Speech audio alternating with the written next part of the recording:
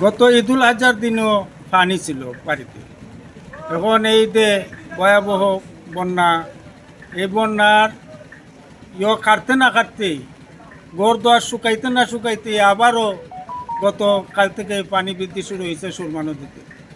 এখন যদি এইভাবে বাড়তেই থাকে তা আমরা আর যাওয়ার কোনো জায়গায় তো পানির পরে তো আমরা যে কষ্ট এখন আছি, সাংঘাতিক অবস্থা।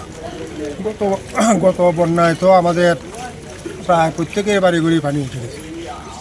এখন তো আবার আমরা এই শঙ্কার মধ্যেই দিন কাটাইতেছি। কখন যে কবে আবার ঘরে ইয়া পানি ডুববে, আবার এই দুর্গতা আবার কোনো সাংঘাতিক অবস্থা।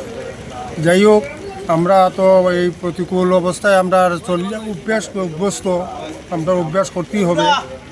আমাদের এই মানসিক প্রস্তুতি থাকতেই হবে।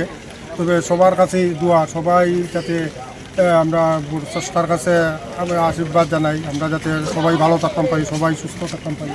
আমরা ঈদের দিক থেকে সপ্তাহখানেক পানির ক্ষতিগ্রস্ত হয়েছে সবই।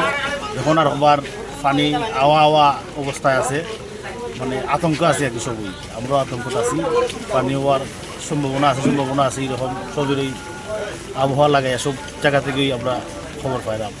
এখন সরকার এটার একটা পদক্ষেপ অবশ্যই নেওয়াটা জরুরি দরকার আছে।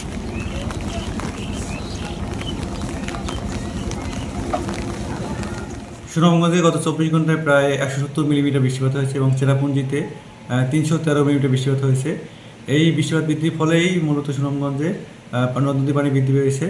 গতকালকে তুলনায় প্রায় আজকে 38 সেন্টিমিটার পানি বৃদ্ধি পেয়েছে এবং বর্তমানে সুনামগঞ্জের সুরমা নদীর পানি বিপদসীমার 3 সেন্টিমিটার উপর দিয়ে প্রবাহিত হয়েছে এবং আগামী 48 ঘন্টায় সুনামগঞ্জ এবং সুনামগঞ্জের উজানে ভারী থেকে অতি ভারী বৃষ্টিপাতের পূর্বাভাস রয়েছে। সেক্ষেত্রে সুনামগঞ্জে আগামী 48 ঘন্টায় সুনামগঞ্জের বন্যা পরিস্থিতি অবনতি হতে পারে এবং নিম্ন অঞ্চল প্রভাবিত হবে। পাশাপাশি যেসব এলাকায় বাড়িঘর নিম্ন অঞ্চলে বাড়িঘর আছে তাদেরকে একটু সতর্ক থাকতে বলবো এবং তাদেরকে বলবো তাদের যে মূল্যবান জিনিসপত্র আছে এগুলো যেন তারা উচ্চ স্থানে রাখে। পাশাপাশি তারা সতর্ক এবং সচেতন থাকে যেন বন্যা সুষ্ঠুভাবে তারা মোকাবেলা করতে পারে।